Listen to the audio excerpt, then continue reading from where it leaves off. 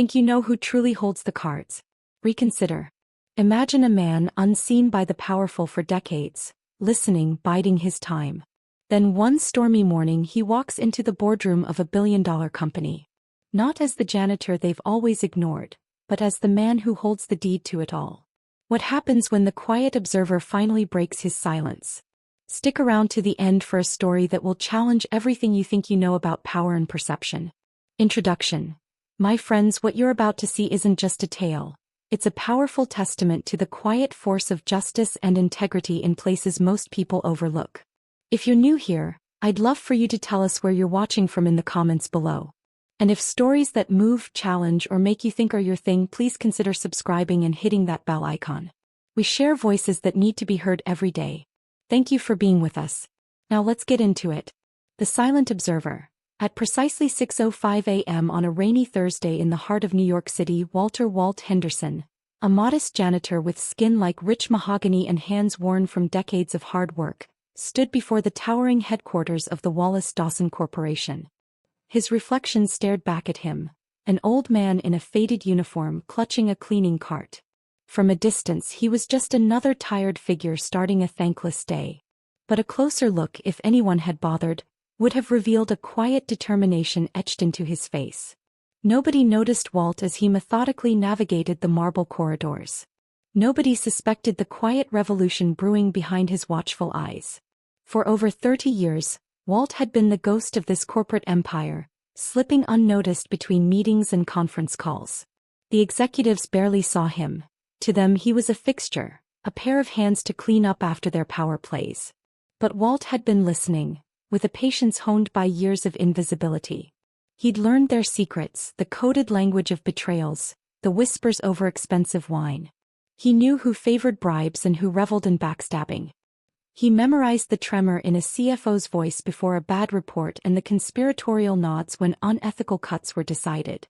While they laughed behind polished doors, Walt collected their arrogance and their blind faith that the man in coveralls couldn't possibly understand the intricacies of billion-dollar decisions. He understood more than they could ever imagine. The hidden founder. What they didn't know was that Walt Henderson wasn't just a caretaker. Long before he put on his uniform, Walt had earned an engineering degree from Morehouse College. But opportunities were locked to men like him and his credentials gathered dust. He found work where he could until he walked through the doors of Wallace-Dawson, a fledgling company back then. He'd offered a silent investment, a sum scraped together from years of sacrifice, to the founder, Arthur Wallace, when even banks had turned him away. Arthur, desperate, accepted Walt's offer with a handshake that sealed a partnership. Papers were signed and ownership was quietly transferred. It was an arrangement kept in the shadows. The world wasn't ready for a black man to hold the reins of a rising corporate empire, and maybe Walt wasn't ready for the spotlight. But times had changed. The faces in the boardroom had grown bolder, their corruption more blatant. Wallace-Dawson was now a global giant, and the same men who had once dismissed him were plotting to cut nearly 500 employees. Walt overheard them. He always did. This time he realized the cost of his silence was too high. He wasn't going to let them erase those lives without a fight. The reckoning. In the pre-dawn gloom, Walt wheeled his cart past the executive elevators, a subtle smile touching his lips. He knew the building's blueprints by heart, its hidden corners, its blind cameras. Today, however, he didn't plan to remain invisible. In his basement storage room, he pulled out an aged leather briefcase from behind a shelf of cleaning supplies. Inside were documents, original contracts, share certificates, and trust agreements, all meticulously preserved with Arthur Wallace's signature. "It's time," he whispered to the papers. He changed out of his uniform, revealing a tailored navy blue suit that fit with quiet dignity. The reflection staring back at him was not of a janitor, but of a man who had built an empire from the shadows. As he approached the executive boardroom, where a meeting was already underway to finalize the cuts, a few heads turned, startled. Security glanced at him but said nothing. His presence was too unexpected, his expression too calm to provoke suspicion. Walt placed his hand on the polished wood of the door. Inside, men and women in sharp suits laughed. One made a joke about cutting non-essential staff. Walt pushed open the door. The laughter died, replaced by stunned silence. An executive with a smirk opened his mouth to sneer. "What are you doing here, old man?" Walt's voice, steady and unflinching, filled the room. "I believe it's time we had a real conversation about who owns this company." The words hung in the air, heavy as iron. The laughter had died, and in its place was the dawning realization that something had shifted irreversibly. This was just the beginning. The storm gathers. As the heavy boardroom door closed behind Walter Henderson, a sharp tension filled the air, cutting through the confident laughter. The executives, armed with power and entitlement, sat frozen in disbelief. Some shot anxious glances at Preston Wallace, the current CEO who had inherited the company's name but none of its integrity. Walt's steady gaze swept the room. "For decades," he began, "I stood in the corners, listening as you plotted strategies and congratulated yourselves. But today, I'm here to remind you that your vision was never solely your own. It was built on a foundation laid long before you claimed credit." A ripple of confusion spread. Preston's smirk faltered. "Walt, this is hardly the time for whatever grievance you're carrying. We're in the middle of dismantling the lives of 500 employees," Walt finished, his voice measured. "I heard you, Preston. Every word. You speak of necessity, but what about your responsibility to the people who trusted this company with their futures?" An uncomfortable silence followed. Walt placed his battered briefcase on the table, opening it to reveal a set of meticulously preserved documents. He spread them before the board. Share certificates, partnership agreements, a trust deed, each bearing the unmistakable signature of Arthur Wallace. Preston's face flushed with indignation. "What is this? Some fabrication?" "No fabrication," Walt said quietly, his hand resting on the certificate of majority ownership. "This is the truth you've chosen to forget. When Arthur Wallace founded this company, he wasn't alone. I stood beside him, offering ideas, guidance, and financial backing when no one else would. I risked everything I had to keep the company afloat." Preston sneered. "A janitor funding Wallace Dawson? That's ridiculous." "It was only ridiculous because you never cared to look past the uniform," Walt replied, his voice gaining a steel edge. "Arthur recognized talent and integrity no matter where it came from. He gave me a stake because I earned it. My name, my investment, my ideas, they helped shape the foundation of this company. But as it grew, it became easier for people like you to erase that truth." He unfolded a yellowed letter. "This was written by Arthur just before he passed. In it, he affirmed our partnership and the ownership I was promised. He feared what would become of the company in the hands of those driven by profit over people. He trusted that when the time was right, I would step forward to preserve his legacy." Preston stood abruptly. "You expect us to believe my father would hide this from his family?" "I expect you to read the documents," Walt said, his eyes steady. "They're notarized, witnessed, and filed. I didn't come here to gloat. I came because I couldn't watch you destroy what we built. This company deserves better. Its employees deserve better. Arthur's dream wasn't about stock prices. It was about building something lasting and honest." The weight of his words hung heavy. Even the most jaded board members were stunned. Then a soft voice broke the silence. It was Margaret Ellis, a senior board member. "If what you're saying is true, we've made a terrible mistake. We've allowed ourselves to be led by ambition and forgotten the values that made this company worth building. This is absurd. This is a betrayal." Preston fumed. "No, Preston," Margaret interrupted firmly. "The betrayal was pretending we could erase a man's contributions just because his job title didn't fit our narrative. The betrayal was sacrificing integrity for short-term gains." Walt's gaze met hers. Then he straightened, his voice resonating with the quiet dignity of a man who had waited decades to be heard. "This isn't the end of Wallace Dawson. It's the beginning of reclaiming its soul." As the stunned silence lingered, the weight of long-buried truths forced each person in that room to confront the reality they had created. The forgotten founder, standing tall amidst the ruins of pretense, signaled a reckoning that would echo far beyond the walls of that boardroom. A new chapter was waiting to be written. The rising storm. The storm arrived not with rain, but with a tide of whispered rumors and rising tensions. News of Walt Henderson's revelations spread like wildfire through the company, seeping into every corner of the Chicago office building. By midday, employees gathered in break rooms, their conversations filled with disbelief and cautious hope. The man they had seen for decades as a background figure with a mop was now revealed as the silent architect of their company's foundation. At the epicenter, Preston Wallace paced his glass-walled office, his usual calm veneer shattered.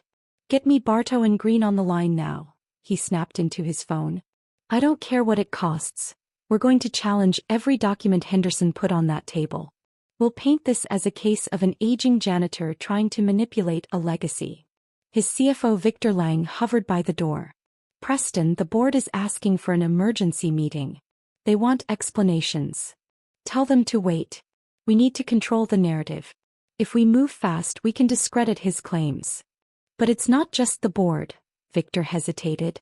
"Word's gotten out. Employees are scared. They're starting to see Henderson not as a troublemaker, but as someone who might actually care about their future." Preston's jaw clenched. "Then we'll remind them who's in charge. Get HR on this. Make sure people know their jobs are on the line if they fuel these rumors. And if Henderson tries to call a shareholder meeting, we'll block it." Meanwhile, in the maintenance department, Walt stood among his former colleagues. Frank, the supervisor, shook his head in amazement. "Walt, you never said a word all these years. Why now?" "Because I couldn't stay silent any longer," Walt replied softly.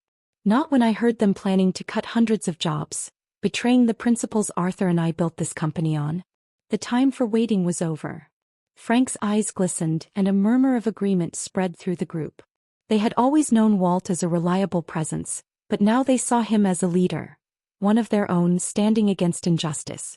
That afternoon, Walt walked the corridors not as an invisible janitor but as a man reclaiming his place.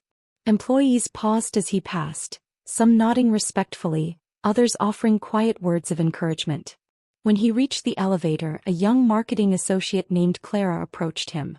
"Mr. Henderson," she said, her voice trembling slightly, "I just wanted to say thank you. For all of us." Walt's expression softened.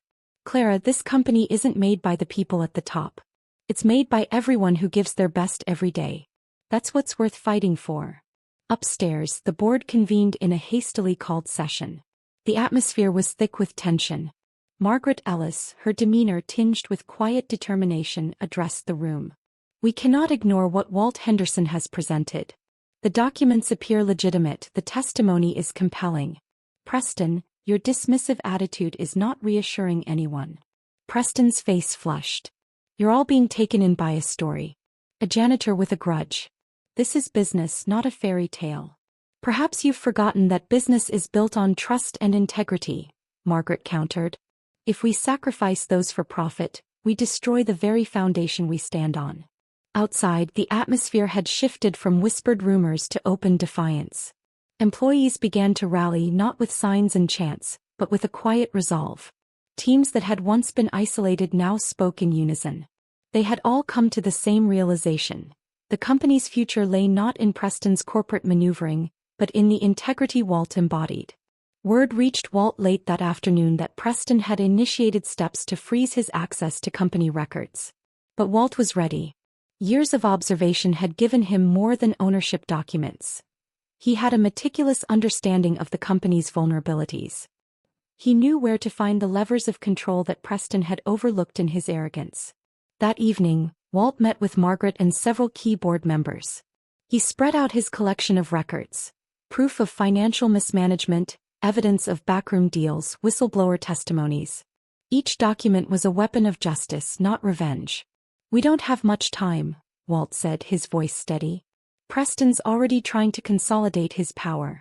But if we move now, if we call a full shareholder meeting and present this evidence, he won't be able to bury it." Margaret nodded, her voice firm.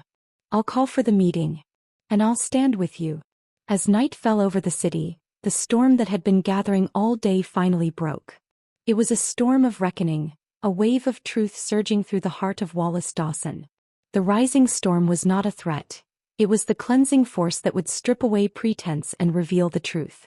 Tomorrow the fight would begin in earnest, and this time, Walt Henderson would not be cleaning up after others' messes. He would be reclaiming the future. The final reckoning, the dawn that broke over Chicago the next morning, was not ordinary. The light that filled Wallace Dawson's headquarters came not from the sun, but from a long overdue reckoning. Inside the boardroom, Walt Henderson stood at the far end of the long mahogany table, his posture steady. Across from him sat the board, some defiant, others tense, a few quietly hopeful. Preston Wallace, his suit immaculate but his eyes shadowed with exhaustion, sat at the head of the table. Margaret Ellis broke the silence. "We're here to vote on the emergency resolution proposed by Mr. Henderson. The evidence he's presented cannot be ignored." Preston's voice cracked. "This is a sham. Henderson is a janitor, a nobody. His evidence is circumstantial at best." Walt met his gaze with quiet intensity. "For years I watched you dismantle what Arthur Dawson and I built. You thought no one noticed. You thought I was invisible. But I was documenting everything. The people in this room and everyone in this company deserve to know the truth." The weight of his words settled over the boardroom. Walt pulled out a document, the original share transfer agreement signed by Arthur Dawson himself. "I'm not here for revenge, Preston. I'm here to reclaim what's rightfully mine and restore what this company once stood for." Then in an unexpected move, Victor Lang, Preston's CFO, stood. "I've seen the numbers, Preston. I've seen the hidden accounts and the false reports. I can't cover for you anymore. I support Henderson's motion." The air seemed to shift. Margaret Ellis followed. "I second the motion. Let's put it to a vote." Preston's protests were drowned out as board members raised their hands one by one. The votes fell like dominoes, each a rebellion against a regime built on arrogance. When the final count was tallied, it was clear. Walt Henderson was the majority shareholder and Preston Wallace was suspended. Preston slumped in his chair. "This isn't over," he hissed. "No, Preston," Walt replied. "It's just beginning. But not the way you think." By midday, news of the boardroom decision had spread. Employees gathered in clusters, their conversations shifting from anxious speculation to cautious optimism. The janitor, the man they had passed in the hallways for years without a second thought, had not only stood up to a corrupt CEO but had brought him down.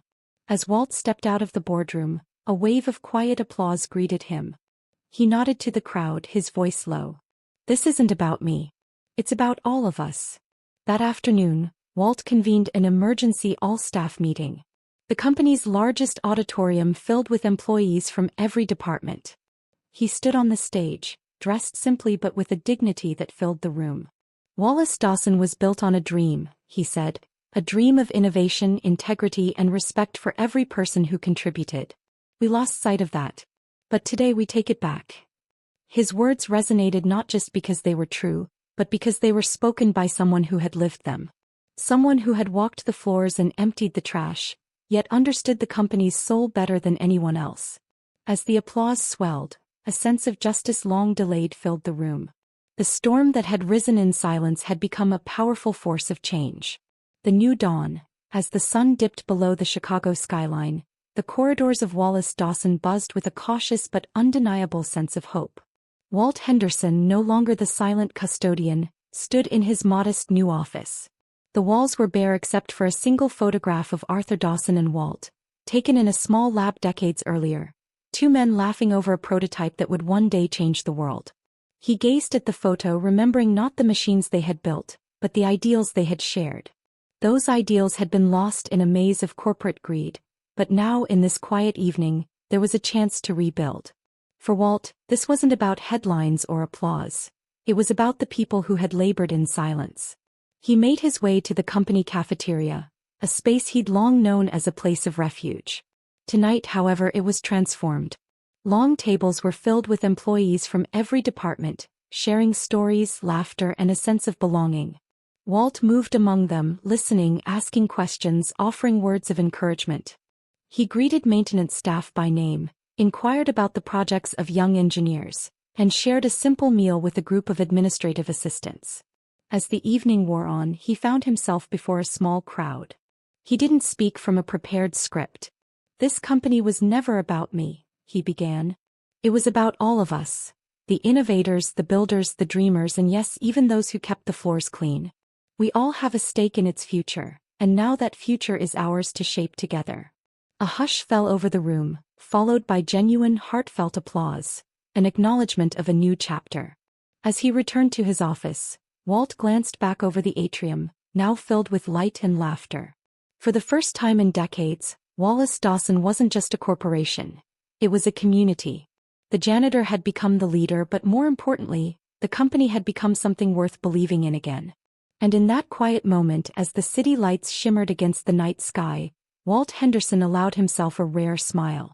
The dawn of a new era had arrived. Final message. In the heart of Chicago, a story unfolded that reminded the world of the extraordinary power of quiet resilience. Walt Henderson, the janitor no one noticed, was a man of patience, integrity, and observation.